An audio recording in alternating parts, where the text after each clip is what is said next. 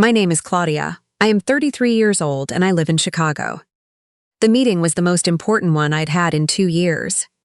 I was sitting in a glass-walled conference room on the 41st floor of a building in Midtown Manhattan, presenting a restructuring proposal to a client whose account was worth more than most people earn in a decade. There were 8 people in the room. 7 of them were watching me. One of them, me, was watching my phone. I shouldn't have looked. I always put my phone face down during pitches. But something made me flip it over. Maybe instinct. Maybe the universe deciding I'd been comfortable for long enough. The notification was from my coworker Pam, a direct message. She'd sent me a screenshot. I recognized it immediately. The wide pine deck with the mountain railing I'd spent 3 weekends sanding and staining myself. The fire pit with the slate surround. The view of the Rockies turning gold in the late afternoon light. My cabin, my Breckenridge cabin, that I'd bought 18 months ago with my own savings, my own credit, and 8 years of grinding through a career that started with 2 roommates and a pull-out couch. The caption on the TikTok post read, "Mountain life hits different when you know the right people, cabin weekend, blessed Colorado life." My sister-in-law had posted it. I kept my face completely still. I practiced that face. It's the face I use when a client pushes back on a number I know is right. It means nothing registers, nothing gets in. I finished the sentence I was midway through about liquidity ratios, handed the floor to my associate, and excused myself with a quiet word about a family matter. I walked down the hall to the women's restroom. I went into the last stall, locked the door, and opened TikTok. She had posted 8 videos in the last 3 hours. The first one was a slow pan of the living room. My stone fireplace, my custom-built bookshelves, my cashmere throw blankets that I'd ordered from a Vermont company and waited 6 weeks for. She was narrating in that soft, breathy voice she used when she wanted to seem effortlessly cool. Okay, so we pulled up to the most insane little mountain escape. Like, I don't even know how we got so lucky. I paused the video. I counted 6 unfamiliar faces in the background. Not just my brother and her. 6 people I had never met in my life, laughing and dumping their bags onto my furniture. I kept scrolling. Video 3. My brother standing at my kitchen island, cracking open one of my good bottles of Cab Franc.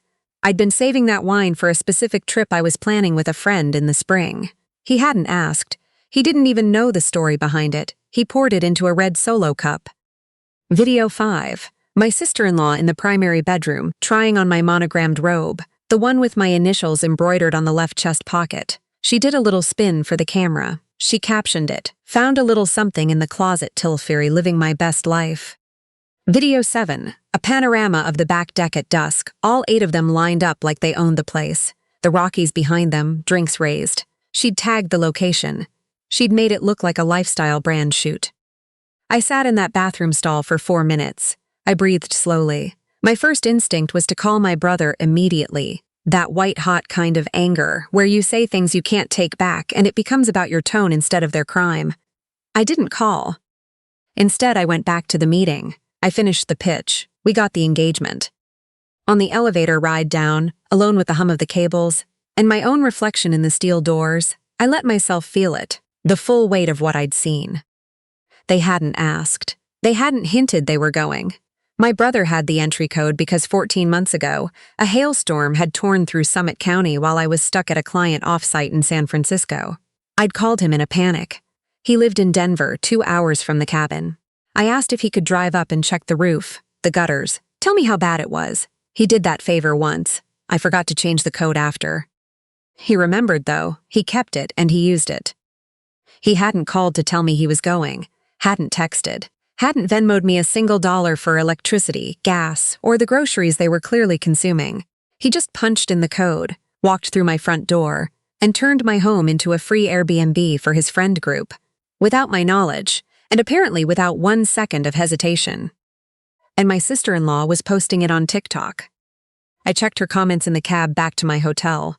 Most were from people I didn't know. Goals, so jealous. Where is this? This is stunning. And then one from her college friend. Wait, is this their place? Her response 2 minutes later, family cabin lol. Family cabin. My money, my mortgage, my 18-hour days for 8 years, but sure, family cabin. I've never been the kind of person to make scenes. Growing up, I was the quiet one, The one who read while my brother played video games in the next room. My parents thought his easygoing nature was a gift and my ambition was a problem. When I told my father in 9th grade that I wanted to go to a university out of state, he looked at me like I'd announced I was defecting. What's wrong with staying close? What are you trying to prove? I worked through college, 3 jobs at one point, tutoring, a campus bookstore, weekend shifts at a hotel front desk. I missed my grandfather's 75th birthday dinner my junior year because I couldn't afford the flight home and had a midterm Monday morning.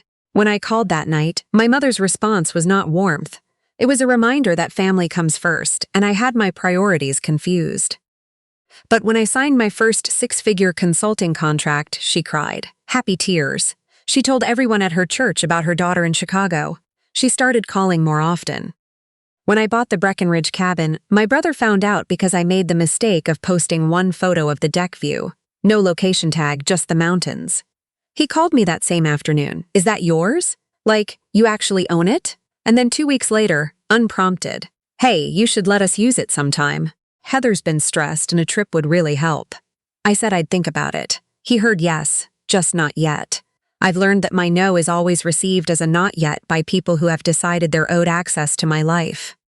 I got back to the hotel at 7 in the evening. I ordered room service and sat at the small desk near the window, laptop open, the Manhattan skyline pressing cold light against the glass.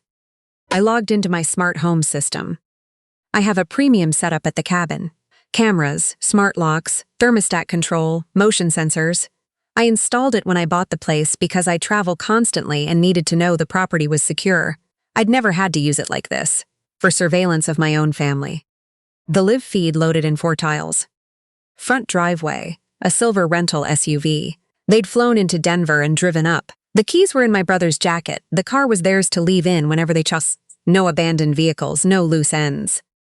Living room, 2 strangers I'd never met on my couch, wine glasses on the coffee table without coasters. I have a specific set of marble coasters I bought in Scottsdale. They were stacked on the side table, untouched. Back deck. My brother at the outdoor grill I had never once used, still in the box as of 4 months ago. He'd apparently figured out the assembly. He was flipping something and laughing. Primary bedroom, empty, thank God, but the robe was on the floor near the foot of the bed. I watched them for 20 minutes without moving. Then I picked up my phone and called Curtis. Curtis had managed the property since I bought it. He lived 40 minutes away in Frisco. He was professional and discreet, and he'd seen everything in 15 years of managing mountain properties for absent owners. When I told him what was happening, there was a pause before he spoke. You want them removed? Yes, but not the police, not yet. I wanted it quiet and I wanted it on my terms. I walked him through the plan. At 11 p.m., I would change all lock codes remotely. Front door, back door, garage. At the same time, I'd lock the smart thermostat app so no one but me could adjust the temperature. Then I'd drop the target to 50 degrees. It was 9 degrees outside that night, February in the Rockies. The heating system would work, but it would work toward a target of 50, not 68. By 2 in the morning, inside would feel like a refrigerator. What if they try to open a door? Curtis asked. At 11 p.m., I would also arm the security system in away mode. Every door contact and window sensor activated. Open anything, and the siren would go off. 110 decibels. Loud enough to rattle the neighbors and loud enough to genuinely alarm 8 people who had no idea what was coming. Be there at 7 in the morning, I said. They will probably be unpleasant. I'll bring someone, he said. I hung up. I looked at the live feed again. My sister-in-law was recording another TikTok, standing at the window that overlooked the ski slopes, gesturing at the view like she'd earned it. I agreed, actually. You should share beautiful things. So I opened TikTok, found the video, and typed slowly and carefully. Hi, this is actually my cabin. I own it. I don't remember extending an invitation for this weekend. Hope everyone is comfortable. Safe travels home. I screenshotted it before anyone could delete it. Then I closed the app and went back to watching the cameras. By 9:30, the fire pit was going on the deck, and all 8 of them were toasting under a Colorado sky full of stars. They looked genuinely happy. The kind of happy you feel when you've gotten away with something. I ate my room service pasta. I reviewed contracts. I watched the clock. At 10:58, I opened the smart home app.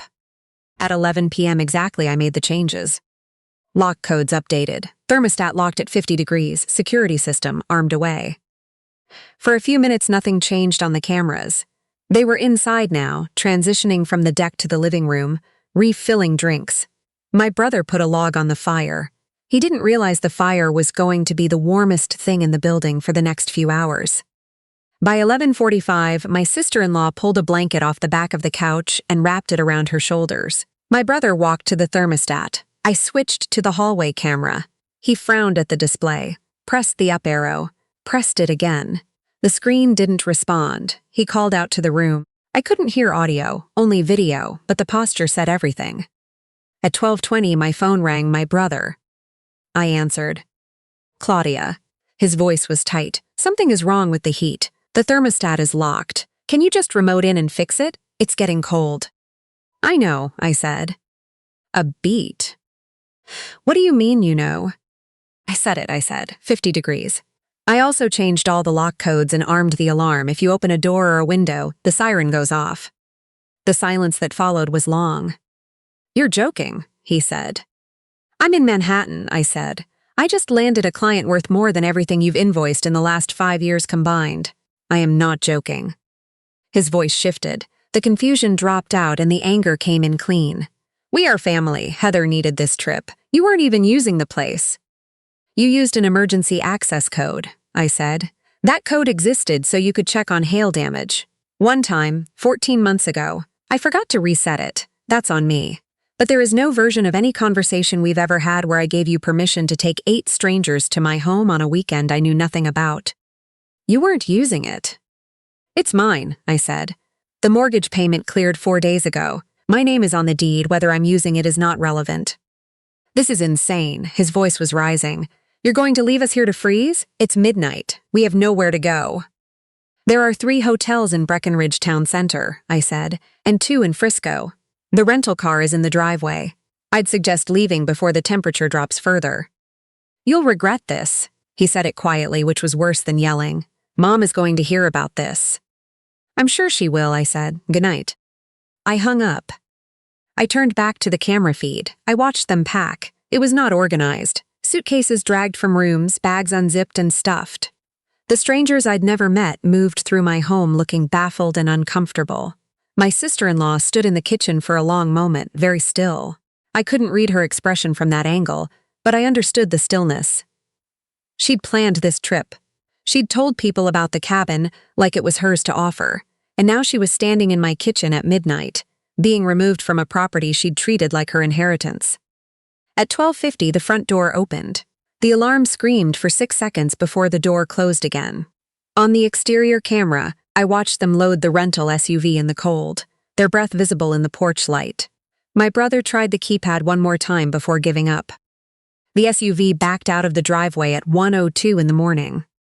I sat back in the hotel chair. I stretched my hands. The window in front of me was full of city lights going in every direction.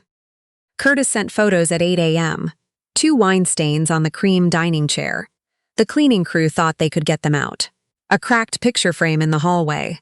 One of my good knives left in the dish rack with a chipped blade. The monogrammed robe crumpled on the bedroom floor. Minor overall, he wrote. Cleaning crew is here, locks rekeyed, physical backup done. Send the bill wherever you need. I forwarded the photo report to Frances. Frances had been my attorney for 4 years. She was efficient and completely unbothered by family drama. She'd heard versions of this before from other clients, and she knew exactly what to file. A formal trespass notice. Certified mail. My brother and sister-in-law would not be permitted on the property going forward. Any unauthorized entry would result in a criminal trespassing complaint. I was reserving the right to pursue civil damages. This tends to end relationships, Frances said. That decision was made when he punched in my emergency code, I said. I'm just doing the paperwork. The flying monkeys arrived by noon. My mother called twice before texting. My aunt in Tucson sent a 3-minute voice memo. My cousin, who I hadn't spoken to in 2 years, managed a single text, "You're really something else, Claudia." I read them all. I responded to none of them. My sister-in-law posted a photo on Facebook of a hotel room coffee maker. The caption, "Ended up somewhere unexpected this weekend. Life is funny, family is complicated, God is still good."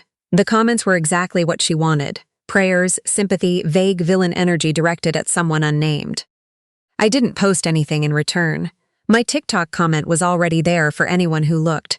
My brother hadn't deleted it. I didn't know if he hadn't noticed or understood that removing it would look worse. Either way, the record existed. I blocked my mother on every platform. I blocked my brother and his wife. I blocked my aunt. I felt something I hadn't expected. Not guilt, not exactly relief, but a settling. Like a building that had been listing slightly for years, finally finding its level. 3 weeks later, I flew to Breckenridge. I was nervous on the drive up from Denver. I didn't know what the cabin would feel like. Whether it would feel wrong now, the way some spaces feel after someone takes something from them. I turned onto the access road in the early evening, the snow on the aspens catching the last sight. I unlocked the front door with my new code and pushed it open. Pine and cedar. The faint smell of the cleaning product the crew used, almost gone now. The living room exactly as I'd left it before the trip to New York. My books on the shelves, the cashmere blanket folded on the armchair, the coasters on the table where they belonged. I stood in the center of the room for a moment. It was mine. It had always been mine. They'd moved through it like water through a space, filling it, then leaving, and the shape of it returned. The first day I spent alone, coffee at 6 a.m. on the deck in a down coat, the mountains going pink in the early light, both hands around a warm mug. I didn't think about my brother. I didn't check my phone. I let the quiet do whatever it needed to do. On the second day, I texted 3 people. Audrey had been my closest friend since graduate school. She was funny and direct, and had never once asked me to pick up a check she hadn't offered to split. Jonah was an architect in Denver, 40 minutes away. I'd worked with him on a project years ago, and we'd stayed in each other's orbit ever since. Pam flew in from Chicago with champagne and a wedge of aged Gouda and asked 0 questions about the situation, which was exactly what I needed from her. They arrived Friday evening. Jonah brought firewood from a place he knew down the road. Audrey took over the kitchen and made a soup that filled the whole cabin with the smell of something real and warm. Pam put on a playlist and we sat around the stone fireplace until midnight, talking about things that had nothing to do with what had happened. A book Audrey was reading, a building Jonah was designing, a limited series none of us had watched yet but all wanted to. Nobody touched my robe. Nobody opened wine without asking. When Jonah accidentally knocked a glass off the kitchen counter and it shattered on the tile, he swept it up immediately, apologized twice, and found me on Amazon before I could tell him to forget it. He ordered the replacement anyway and wouldn't take the link back. At some point, I went to the kitchen to refill the water pitcher and paused at the doorway. Audrey was laughing at something Pam had said. Jonah had his feet up, relaxed in the way people only relax when they know they're genuinely welcome. Nobody was performing. Nobody was building content. Nobody was calculating what they were owed. I thought about the 8 people who had stood on this same deck 3 weeks ago, the space they'd taken up, how none of it had been for me. These 3 people were, entirely simply, actually for me. I went back out with the water and sat down and picked up the thread of the conversation without saying any of what I'd been thinking. I didn't need to say it. That was the difference. 2 months later, a cream envelope arrived in my Chicago mailbox with my mother's handwriting on the front, inside. A watercolor cardinal on a card, her neat print filling the inside panel. Claudia, we've been doing a lot of praying and thinking. We forgive you for how you handled things. We know stress can make us act in ways we regret. When you're ready to make this right with your brother and Heather, we're open to that conversation. We love you no matter what. We forgive you. I set the card on the kitchen table and looked at it for a moment. They had used my code without asking. They had brought strangers into my home. They had posted it publicly. They had driven away in the dark after I locked them out at midnight in 9-degree weather.